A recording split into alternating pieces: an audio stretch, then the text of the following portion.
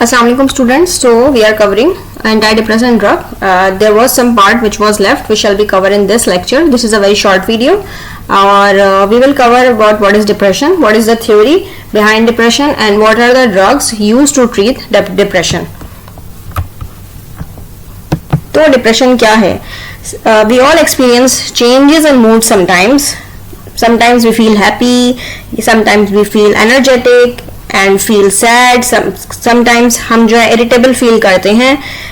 Fortunately ये जो mood है आपके ये last नहीं करते longer periods तक, और you keep on moving and going on in your normal daily chores. लेकिन क्या होता है कि sometimes हम एक्सपीरियंस करते हैं इस तरह के मूड लॉन्गर पीरियड्स के लिए, मतलब कि सैडनेस, गिल्ट, किसी चीज में इंटरेस्ट ना लेना, और इसको हम डिप्रेशन का नाम देते हैं. According to Cleveland Clinic depression के सिम्टम्स के अंदर वैरी करता है mild to moderate to severe. Severe case में डिप्रेशन को हम major depressive disorder MDD short form कहते हैं.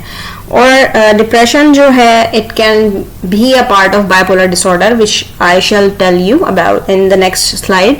और इसके अंदर सिम्टम्स क्या होते हैं डिप्रेशन के अंदर? Low energy, feeling very sad और hopelessness, thoughts of self harm और सुसाइड, मतलब suicidal thoughts, irritable, changes in eating behaviour, या तो बहुत ज़्यादा खाएंगे या बिल्कुल भी नहीं खाएंगे, स्लीप चेंजेस यानी कि बहुत ज़्यादा सोना, हाइपोसोमनोलेंस या इंसोम्निया डेवलप हो जाना, लॉस ऑफ इंटरेस्ट, किसी चीज़ में इंटरेस्ट ना लेना, difficulty in concentration and taking decision.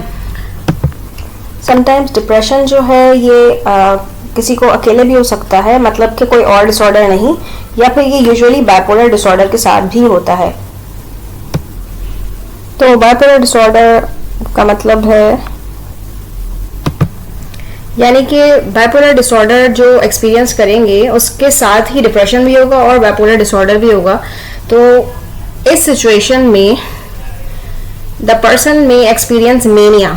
और मेनिया में क्या होता है? बाइपोलर डिसऑर्डर या मेनिया एक ही बात होती है, जिसके अंदर एबनॉर्मली ऑप्टिमिस्टिक, यूफोरिक और एनर्जेटिक होता है पर्सन. मतलब बहुत ही ज़्यादा पॉजिटिव होंगे अपने बारे में, बहुत ज़्यादा ओवर कॉन्फिडेंस, यूफोरिया मतलब बहुत हैप्पीनेस, एक्सट्रीम लेवल पे फीलिंग और एक्सट्रीम लेवल पे एनर्जेटिक फील करना, ये बाइपोलर डिसऑर्डर के सिम्टम होते हैं. अब इसके साथ भी डिप्रेशन हो सकता है, और डिप्रेशन विदाउट बाइपोलर डिसऑर्डर या मेनिया भी हो सकता है. Now we will talk about antidepressant drug used to treat depression. इसके लिए सबसे पहले हमें मालूम होना चाहिए मोनोमीन हाइपोथेसिस, which states that कि डिप्रेशन के अंदर डोपामीन, नॉरएपिनेफ्रिन और सेरोटोनिन जैसे न्यूरोट्रांसमीटर की जो इनके लेवल्स हैं ब्रेन के अंदर बहुत ज़्यादा डिप्लीट हो जाते हैं, यानी कि कम हो जाते हैं, जिसको हम मोनोमीन का नाम देते हैं, और इन सब की डेफिशिएंसी हो जाती है डिप्रेशन के अंदर. दूसरी हाइपोथेसिस ये है कि due to the depletion of these monoamine post synaptic receptors जो हैं वो अपरेगुलेशन होती है उनकी, और इसी वजह से डिप्रेशन हो जाता है. और तीसरी हाइपोथेसिस ये है कि hypothesis of gene expression, monoamine hypothesis of the gene expression, ये सजेस्ट करती है कि there might be some abnormal functioning gene जिसकी वजह से डिप्रेशन होता है. तो जीन की बात अगर आती है तो ज़ाहिर है DNA लेवल पे बात हो रही है यहाँ पे. तो at the level of DNA there might be some abnormal gene which is responsible for the depression. Now let's talk about the classes of antidepressant drug. Number 1 है सिलेक्टिव सेरोटोनिन रिसेप्टर इनहिबिटर जिसे SSRI बोलते हैं. दूसरा है serotonin norepinephrine receptor inhibitor जिसे SNRI बोलते हैं. Tricyclic एंटाइडिप्रेसेंट जिसे DCA बोलते हैं. मोनोमीन ऑक्सीडेज इनहिबिटर यानी कि माउस कहते हैं, और एटिपिकल एंटाइडिप्रेसेंट. अब I will draw a picture जिससे आपको क्लियरली समझ आएगा कि how the mechanism of these classes work. Now I have drawn these neuron, और ये सिनेप्स की डायग्राम है जिसके अंदर प्री सिनेप्टिक न्यूरॉन है और ये है पोस्ट सिनेप्टिक न्यूरॉन. तो सेरोटोनर्जिक न्यूरॉन के अंदर हमने प्री सिनेप्टिक सेरोटोनर्जिक न्यूरॉन बनाया है, और ये this is post synaptic serotonergic neuron, और इसके रिसेप्टर्स हैं. The receptors of serotonin are 5-HT receptor.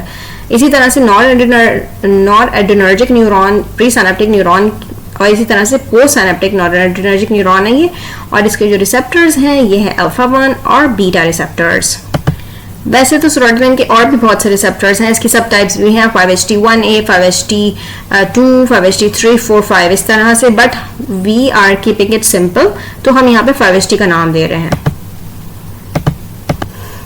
Now tyrosine, tryptophan, बल्कि ट्रिप्टोफैन एक अमीनो एसिड है जो कि सिंथेसाइज करते हैं, सिंथेसाइज होता है 5HT न्यूरॉन्स की मदद से और वेसिकल में स्टोर होता है अवेटिंग फॉर द रिलीज, ठीक है।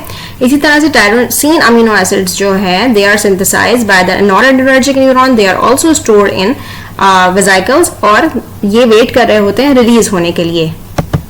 सो क्या होता है कि जब न्यूरोट्रांसमीटर रिलीज होते हैं सेरोटोनिन और नॉरएड्रेनालिन के, तो दो basically bind with the post synaptic receptors और स्टिमुलेट करते हैं इन रिसेप्टर्स को, लेकिन इनका कुछ पार्ट जो है ये क्या होता है कि वापस से pre synaptic vesicles, pre synaptic neurons के अंदर जाता है।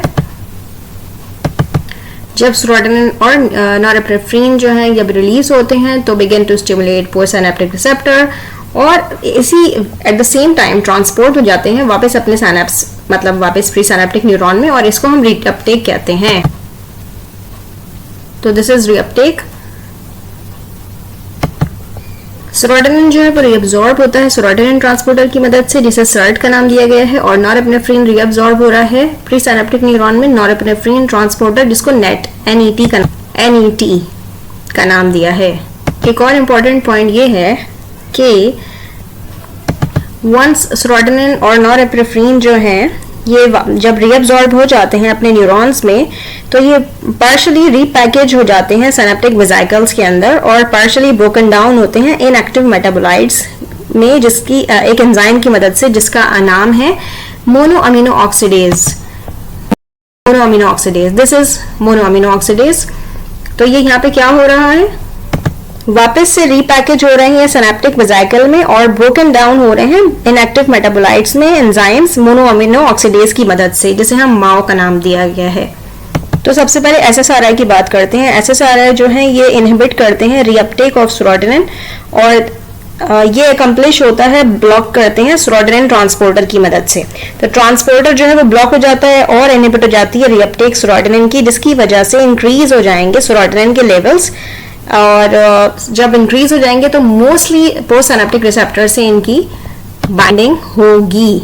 तो यहाँ पे ब्लॉकेज हो रही है, ब्लॉक हो गया सर्ट ट्रांसपोर्टर, और maximum available of serotonin is available neurotransmitter to bind with the post synaptic receptor. Example citalopram, escitalopram, fluoxetine, fluvoxamine, paroxetine, sertraline. Citalopram, pram देखें, एसिटालोप्राम, फ्लूऑक्सिटीन, ये इसकी कॉमन एग्जाम्पल्स हैं। SSRI जो है वो डिप्रेशन के अलावा और भी दूसरे इंडिकेशंस में यूज होता है, जैसे साइकाइट्रिक डिसऑर्डर में इस्तेमाल होता है, इस तरह से जनरलाइज्ड एंजाइटी डिसऑर्डर में यूज होता है, और post traumatic stress disorder, obsessive compulsive disorder में इस्तेमाल होता है।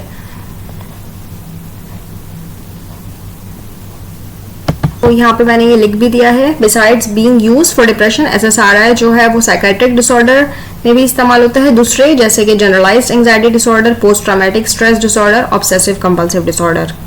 लेकिन एक बात जो है most important thing to consider is that कि एंटायर डिप्रेशन देने के बाद why it takes so much time to produce maximum benefits.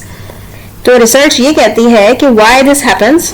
Recently scientist ने ये डिस्कवर किया है कि पीपल विद डिप्रेशन, उन जो डिप्रेशन के शिकार हैं, उनके अंदर जो जी प्रोटीन है वो tend two cluster in patches.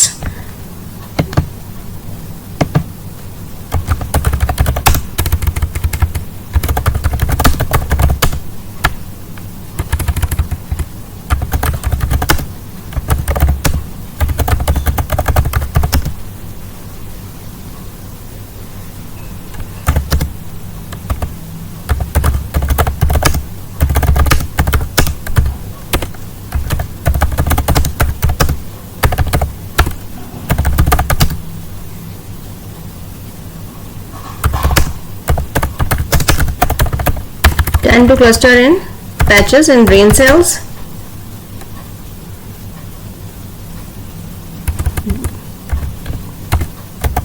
Membranes.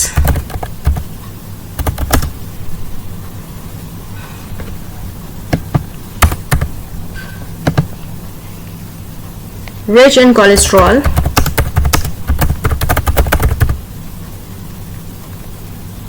called lipid raft.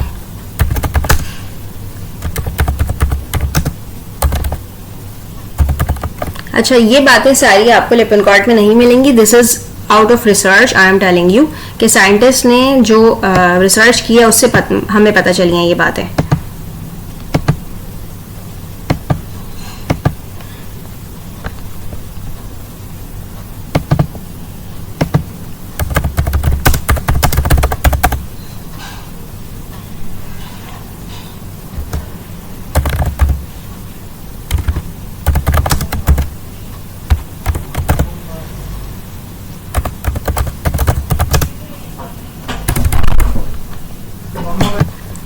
So people with depression have G protein tend to cluster in patches in brain cell membrane rich in cholesterol. तो जहाँ पे जो जहाँ पे आपके brain cell membrane मौजूद हैं, they are rich in cholesterol patches. G protein वहाँ पे मौजूद हैं. क्लस्टर जो हो जाते हैं वो patches of the brain cell membrane के अंदर they tend to become clustered, और उनको हमने नाम दिया है लिपिड राफ्ट का. तो ये डिप्रेशन में हो रहा होता है. Lipid rafts are formed in depression, remember that. अमूमन जी प्रोटीन जो है वो क्लस्टर नहीं होते हैं ब्रेन सेल मेम्ब्रेन के अंदर, ब्रेन सेल्स के अंदर. तो डिप्रेशन में जी प्रोटीन जो है ये क्लस्टर हो जाते हैं ब्रेन सेल्स के अंदर, और ये जो है कोलेस्ट्रॉल रिच होते हैं, जिसको हमने लिपिड राफ्ट का नाम दिया है. अब ये जो है क्योंकि ये स्टक हो जा रहे हैं जी प्रोटीन यहाँ पे, तो यहाँ पे जी प्रोटीन जो है जो कि सेकंड मैसेंजर है इसका साइक्लिक AMP एडिनोमोनोफॉस्फेट. जी प्रोटीन का जो सेकंड मैसेंजर है, जी प्रोटीन इटसेल्फ जो है काम करता है.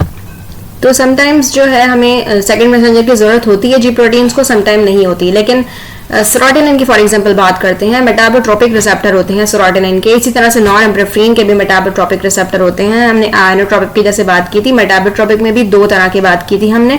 तो जिसमें इन्वॉल्व है सेकंड मैसेंजर जैसे कि cyclic AMP, which is necessary to work and transmit signal. तो सिग्नलिंग मैकेनिज्म और पाथवे के लिए सेरोटोनिन के बहुत ज़रूरी है. तो हमें ये बाद में पता चला कि SSRI जो मतलब selective serotonin reuptake inhibitor anti depressant की क्लास है, ये भी इन लिपिड ड्राफ्ट में बिल्डअप हो जाते हैं और स्टक हो जाते हैं, जिसकी वजह से हमें फौरन से रिजल्ट नहीं मिलते. तो ग्रेजुअल मूवमेंट होती है वहां से जी प्रोटीन की आउट ऑफ दीज ड्राफ्ट्स. तो वहां क्योंकि स्टक हुए हैं जी प्रोटीन्स, तो वहां पे ग्रेजुअली वहां से मूव कर रहे हैं. Where they are able to function better.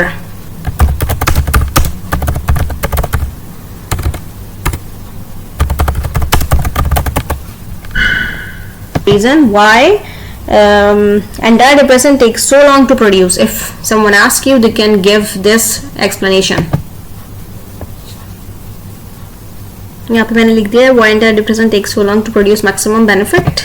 अब हम साइड इफेक्ट्स की बात कर लेते हैं. यहाँ पे डायग्राम में भी दिखाया हुआ है कि देखिए लिपिड बैरियर आपकी मेम्ब्रेन होती है, तो इसलिए लिपिड्स वहाँ पे कोलेस्ट्रॉल रिच होती है, तो यहाँ पे जी प्रोटीन्स जो है वो स्टक हो जाते हैं और साइक्लिक AMP सिग्नलिंग जो है वो स्लो हो जाती है.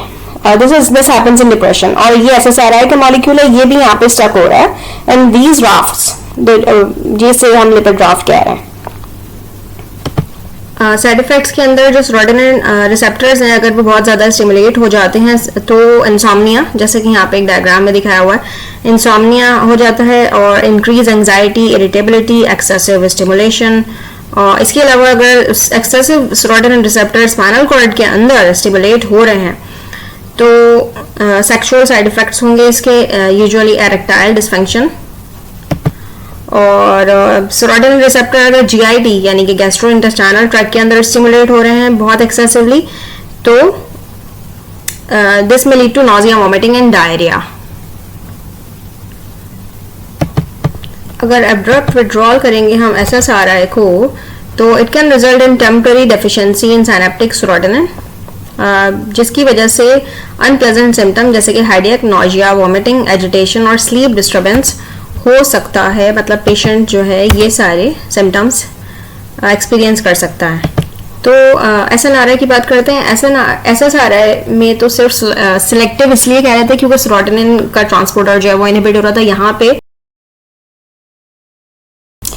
तो इसमें क्या होगा कि सर्ट और एनईटी जो है वो दोनों ही ब्लॉक हो रहे हैं, तो आपके सिनैप्स के अंदर मैक्सिमम जो है हमें लेवल्स मिल जाएंगे सेरोटोनिन और नॉरएपिनेफ्रिन के, और मैक्सिमम जो है न्यूरोट्रांसमीटर जो है वो पोस्ट सिनेप्टिक सेरोटोनिनर्जिक और नॉन एड्रेनर्जिक रिसेप्टर से बाइंड करेंगे।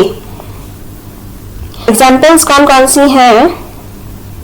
The examples of SNRI are venlafaxine, desvenlafaxine, duloxetine, levo, ये वाला रहने दीजिएगा याद करने के लिए, पाकिस्तान में अवेलेबल नहीं है। लीवोमिल, नासीप्राम, ठीक है। द तीन आर वेरी इंपॉर्टेंट, वेनलाफेक्सिन, डेसवेनलाफेक्सिन, डेलॉक्सिटीन, और ये सिम्बाल्टा के नाम से आती है, डेलॉक्सिटीन मुझे याद भी है। तो इंडिकेशंस के अंदर डिप्रेशन, एंजाइटी और पैनिक डिसऑर्डर, इसके अलावा इफेक्टिव है पेन एसोसिएटेड विद फाइब्रोमाइल्जिया। ये एक यूनिक फार्माकोलॉजिकल एक्शन है जो कि दूसरे एंटी-डिप्रेसेंट का नहीं है। तो ये basically this is also useful for the reduction of the pen associated with fibromyalgia, और पेन जो कि न्यूरोपैथिक की वजह से कॉज होता है। फाइब्रोमाइल्जिया क्या है? फाइब्रोमाइल्जिया कहते हैं एक disorder wide spread musculoskeletal pain. Musculoskeletal pain आपके बोन्स में, आपके मसल्स में पेन है, जिस accompanied by fatigue, sleep, memory, loss of memory और मूड इश्यूज। ये जो इसका फाइब्रोमाइल्जिया और न्यूरोपैथिक पेन को रिड्यूस करने वाला जो इसका इंडिकेशन है, this is thought to be related to enhance non adrenergic activity. तो नॉन एड्रेनर्जिक एक्टिविटी जो है इसमें इंक्रीज हो रही है उसकी सेंट्रल नर्वस सिस्टम के लेवल पे, उसकी वजह से ये आता है। अगर साइड इफेक्ट्स की बात करें इसकी तो are very similar to SSRI, but because ये जो है नॉन एड्रेनर्जिक एक्टिविटी जो है इसमें एनहांस हो रही है, और इसी वजह से जो है SNRI में increase blood pressure and heart rate. तो मैंने यहाँ पे हार्ट बना दिया ताकि आपको याद रहे, एडिशनल है ये, बिल्कुल सिमिलर है SSRI के, एक्सेप्ट के क्योंकि इसमें नॉन एड्रेनलिन की एक्टिविटी इंक्रीज हो रही है तो ब्लड प्रेशर और हार्ट रेट बढ़ेगा। अब हम बात करते हैं ट्राइसाइक्लिक एंटी-डिप्रेसेंट की। ट्राइसाइक्लिक एंटी-डिप्रेसेंट के अंदर जो स्ट्रक्चर है वो 3 साइकिल्स के ऊपर बना हुआ है, सॉरी 3 रिंग्स जो हैं वो एक दूसरे से कनेक्टेड हैं। साइकिल के कह रही हूँ मैं, 3 रिंग्स एक दूसरे से कनेक्टेड हैं। तो ट्राइसाइक्लिक एंटी-डिप्रेसेंट जो है वो इसके कोर केमिकल स्ट्रक्चर के ऊपर इसका नाम दिया गया है। Now let's talk about its mechanism of action. Just like SNRI, tricyclic antidepressant के mechanism में भी SERT और NET ट्रांसपोर्टर ये दोनों भी इनहिबिट होते हैं, लेकिन जो इनकी सेलेक्टिविटी है वो अलग अलग जो इनकी क्लासेस अलग अलग जो एग्जाम्पल्स हैं अब वो उनकी सेलेक्टिविटी अलग अलग है फॉर सेरोटोनर्जिक और नॉरएड्रेनर्जिक रिसेप्टर्स के लिए। एग्जाम्पल मैं आपको बता रही हूँ, डेस्पायरामीन is an example of tricyclic antidepressant which has more activity for non-adrenergic neurons compared to the serotonergic neurons। यानी कि ये ज़्यादा inhibition जो है ये non-adrenergic neurons की कर रहे होते हैं। ये नेट जो आपका ट्रांसपोर्टर है इसकी ज़्यादा inhibition कर रहे होते हैं comparatively SERT की। TCA जो है they also block many other receptors जैसे कि alpha receptor, histamine receptor and muscarinic receptors. Histamine receptor, muscarinic receptor और अल्फा रिसेप्टर ये भी ब्लॉकेज कर रहे होते हैं इसकी भी, और इनकी जो ब्लॉकेज है these are responsible for the side effect of antidepressant activity. अब एग्जांपल्स की बात कर लेते हैं। TCAs की एग्जांपल्स हैं एमेट्रिडाइलिन, एमोक्सापिन, क्लोमिप्रामीन, डेस्मिनोप्रामीन, डॉक्सिपिन, इमिप्रामीन, मेप्रोटीन। अब इसमें से जो कॉमन है वो मैं आपको लिपिनकॉर्ड से बता दूंगी, नॉरट्रिप्टाइलिन, ठीक है, ये कॉमनली है, और जो हम लिपिनकॉर्ड से करेंगे वो कॉमन होंगी। इसमें से चंद हैं जो कि नहीं है। एमिट्रिप्टाइलिन और नॉरट्रिप्टाइलिन जो है वो मिग्रेन प्रिवेंशन के लिए भी इस्तेमाल होती है और ट्रीटमेंट ऑफ न्यूरोपैथिक पेन के लिए भी इस्तेमाल होती है। डॉक्सिपिन जो है वो इंसोम्निया को ट्रीट करने के लिए भी इस्तेमाल होती है। Now let's talk about the side effect of tricyclic antidepressant.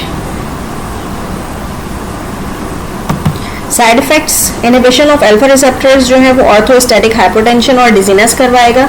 इसी तरह से इनहिबिशन ऑफ हिस्टामीन रिसेप्टर्स जो है वो सेडेशन होगी और बहुत ज़्यादा नींद आएगी, ठीक है। इनहिबिशन ऑफ मस्कुलिनिक रिसेप्टर्स जो है वो एंटीकोलिनर्जिक इफेक्ट्स की वजह से blurred vision, dry mouth, constipation, जी blurred vision, dry mouth, constipation, urinary detention because of muscular receptor जो है एंटीकोलिनर्जिक इफेक्ट आ रहे हैं। लास्टली जो है ये TCA जो है वो ब्लॉक करती हैं सोडियम चैनल्स को भी। हार्ट के ऊपर जो आपको पता है कि सोडियम पोटेशियम पंप लगा हुआ है और वहाँ पे जो सोडियम चैनल हैं उनको भी ब्लॉक करवाती है, जिसकी वजह से एंटी एरिथमिक एजेंट्स के जो इफ़ेक्ट्स आते हैं वही आते हैं। तो similar to anti arrhythmic agents के इफ़ेक्ट्स जैसे कि क्विनिडीन के इफ़ेक्ट हैं, similar to quinidine like effect जो है ये प्रोड्यूस करती है TCH और ultimately cardiac conduction abnormality produce हो सकती हैं।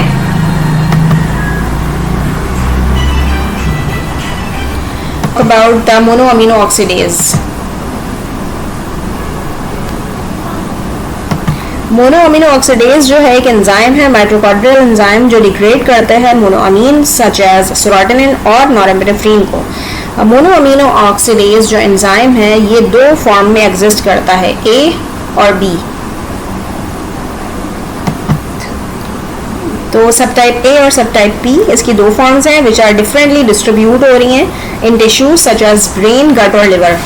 तो मोनोअमीनो ऑक्सीडेज A जो है ये प्रेफरेंशियली मेटाबोलाइज सेरोटोनिन और नॉरेपिनेफ्रिन और डोपामिन, ठीक है। यहाँ पे मैंने लिख भी दिया है मोनोअमीनो ऑक्सीडेज टाइप A जो है ये मेटाबोलाइज करेगी सेरोटोनिन और नॉरेपिनेफ्रिन और डोपामिन को। मेजरली प्रेफरेंशियली सेरोटोनिन को करेगी लेकिन नॉरेपिनेफ्रिन और डोपामिन को भी करेगी। तो हमारी यहाँ पे जो मोनोअमीन थ्योरी है वो यहाँ पे रिलाई कर सकती है फॉर द डिप्रेशन। इसी के अलावा जो मोनोअमीनो ऑक्सीडेज सब टाइप B जो है इट मेटाबोलाइज डोपामिन। इसी वजह से जो है inhibition of MAO subtype A is thought to be responsible for entire depression effect. आपको अगर याद है तो हमने जब पार्किंसनिज्म चैप्टर पढ़ा था उसके अंदर पढ़ा था कि monoamino oxidase type B dopaminergic neurons synapse में मौजूद है जो कि डिग्रेडेशन में बहुत ज़्यादा हेल्प करता है फॉर द डोपामिन। तो उस वक्त हमने पढ़ा था ये। तो लेकिन डोपामिन का इतना ज़्यादा अगर खाली डोपामिन को हम टारगेट करेंगे डिप्रेशन में तो कोई फ़ायदा नहीं होगा, हमें तो तीनों टारगेट करने हैं। इसी वजह से जो है मोनोअमीनो ऑक्सीडेज A का ज़्यादा रोल है। तो मेजॉरिटी ऑफ मोनोअमीनो ऑक्सीडेज इनहिबिटर्स जो हैं वो प्राइमरी मैकेनिज्म उनका क्या है, इनहिबिट करते हैं मोनोअमीनो ऑक्सीडेज इनहिबिटर ये इनहिबिट करती हैं एक्टिविटी ऑफ माओ एंजाइम को और इसी वजह से ब्रेकडाउन मोनोअमीन्स जैसे कि सेरोटोनिन, नॉरेपिनेफ्रिन और डोपामिन का नहीं होता और उनकी सिनैप्स में अवेलेबिलिटी बढ़ जाती है। क्योंकि हमने जब फीडबैक पढ़ा था तो उसमें ये होता है कि रीअपटेक होती है और कुछ हिस्सा जो है वो मोनोअमीनो ऑक्सीडेज से डिग्रेड हो जाता है नॉर्मली। इसी तरह से मेटाबॉलिज्म, इसी तरह से फेट जो है वो काम करती है एक न्यूरोट्रांसमीटर की। एग्जाम्पल्स हैं आइसोकार्बोक्सिलिक, फेनाल्जीन, ट्रेनाइल साइक्लोमीन, ठीक है। मैं रिपीट कर देती हूँ आइसोकार्बोक्सिलिक, फेनाल्जीन, ट्रेनाइल साइक्लोमीन। सबसे पहली बात ये सब नॉन सेलेक्टिव हैं और दोनों सब टाइप A और सब टाइप B दोनों को इनहिबिट कर रही हैं। इसके अलावा ये इरिवर्सिबल इनहिबिटर है। इसके अलावा जो सिलेक्टिव मोनोअमीनो ऑक्सीडेज इनहिबिटर है जिसको हम सब टाइप B को इनहिबिट करता है, सिर्फ सिलेक्टिव इनहिबिटर है और वो है सेलेजिनिन। तो सेलेजिनिन जो है वो सब टाइप B को सिलेक्टिवली इनहिबिट करता है और ये बाकी सारे इरिवर्सिबल नॉन सिलेक्टिव हैं। तो अगर किसी को डिप्रेशन के साथ साथ पार्किंसनिज्म है तो ये पार्किंसनिज्म के सिम्टम्स भी इम्प्रूव करेगी जो सेलेजिनिन है। वैसे तो इट सीम्स लाइक कि मोनोअमीनो ऑक्सीडेज जो है वैसे तो वो लगता है क्योंकि ये सारे ही आपके न्यूरोट्रांसमीटर को इंक्रीज करवा रही है, उनकी डेफिशिएंसी को इम्प्रूव करवा रही है। लेकिन होता क्या है कि हमें लगता है कि दिस इज फर्स्ट लाइन और सेकंड लाइन एंटायर डिप्रेशन, लेकिन प्रैक्टिस जो आपकी क्लिनिकल प्रैक्टिस है वो कुछ और कहती है। क्लिनिकल प्रैक्टिस में इसको सबसे लास्ट चॉइस कंसिडर किया गया है, तो ये हम अमूमन इसको लास्ट चॉइस रखते हैं, क्योंकि इसकी रीज़न ये है कि मोनोअमीनो ऑक्सीडेज इनहिबिटर जो है, एक तो ये हाई बहुत ज़्यादा ड्रग ड्रग इंटरेक्शन कराता है और ड्रग फूड इंटरेक्शन भी कराता है, इसकी वजह से इसको लास्ट चॉइस रखा गया है। तो ये बेसिकली ड्रग ड्रग और ड्रग फूड इंटरेक्शन की वजह से हम इसको इतना इस्तेमाल नहीं करते। इसके अलावा as you know that monoamino oxidase enzymes जो हैं ये गट में भी प्रेजेंट होते हैं और इनका बहुत इंपॉर्टेंट रोल है ब्रेक डाउन करने में। मोनोअमीन जो हम इंजेस्ट करते हैं ना, जो भी चीज़ खाते हैं, अगर उसमें मोनोअमीन्स मतलब एड्रेनलिन और नॉन एड्रेनलिन मौजूद है तो उसको भी ब्रेक डाउन करने में they play a very important role food के अंदर, अगर मोनोअमीन्स इन्वॉल्व हैं तो। लेकिन प्रॉब्लम जब आती है जब मोनोअमीनो ऑक्सीडेज एंजाइम इनहिबिट हो जाता है, मतलब कि if you are on monoamino oxidase inhibitor and if you have ingested something which contains monoamine, ठीक है, क्योंकि मोनोअमीनो ऑक्सीडेज एंजाइम जो है वो फिर मेटाबोलाइज तो नहीं कर सकेंगे बिकॉज दे आर ब्लॉक्ड। और जो टायरामीन कंटेनिंग फूड है स्पेशली, तो टायरामीन अगर फूड के अंदर मौजूद है, जिस tyramine is a protein, monoamine है, it's a type of monoamine और आप फूड में मौजूद होता है। Usually the food which is aged और प्रिजर्व, मतलब एजेड का मतलब है प्रिजर्व हो चुका हो या फर्मेंटेड हो, जैसे कि चीज़ है उसके अंदर टायरामीन कंटेनिंग फूड है। अगर आप मोनोअमीनो ऑक्सीडेज इनहिबिटर ले रहे हैं और साथ में tyramine containing food like cheese ले रहे हैं और एनी अदर फर्मेंटेड फूड, तो the monoamino oxidase enzyme is not present to metabolize that. तो आपके गट के अंदर जो है जब टायरामीन मौजूद पहुंचेगा तो वहाँ पे ये एंजाइम जो है उसको ब्रेक डाउन नहीं करा सकेगा, जिसकी वजह से हाइपरटेंसिव क्राइसिस के चांसेस हैं और potentially it may lead two stroke. This is why patients, being a pharmacist, you should be able to educate the patient. They should not consume tyramine containing food, और आपको एक list देनी चाहिए patient को during counselling कि कौन कौन से फूड हैं जिसके अंदर टायरामीन मौजूद है। टायरामीन इज़ अ मोनोअमीन, ठीक है, जो आप खाना में लेते हैं, जैसे कि फर्मेंटेड फूड हो गए, प्रिजर्व फूड हो गए जैसे चीज़ है और इस तरह की जैसे ग्रीक योगर्ट है, इस तरह, तो आप वो नहीं अवॉइड करते हैं। कर्ड है तो यूजुअली अवॉइड, क्योंकि उससे ब्लड प्रेशर बहुत बढ़ जाएगा, हाइपरटेंसिव क्राइसिस और स्ट्रोक के चांसेस हैं। Now next we shall be talking about the atypical antidepressant. Atypical antidepressant class वो है जिसके अंदर अलग अलग एग्जाम्पल्स जो हैं उनका सेम मैकेनिज्म ऑफ एक्शन नहीं है, इनका मैकेनिज्म ऑफ एक्शन जो है डिफरेंट है और डिफरेंट साइट मैकेनिज्म, इनकी साइट अलग अलग है, अलग अलग रिसेप्टर पे काम कर रहा है। सो इसीलिए इनको क्लासिफाई किया गया है एटिपिकल एंटाइडिप्रेसेंट के अंदर।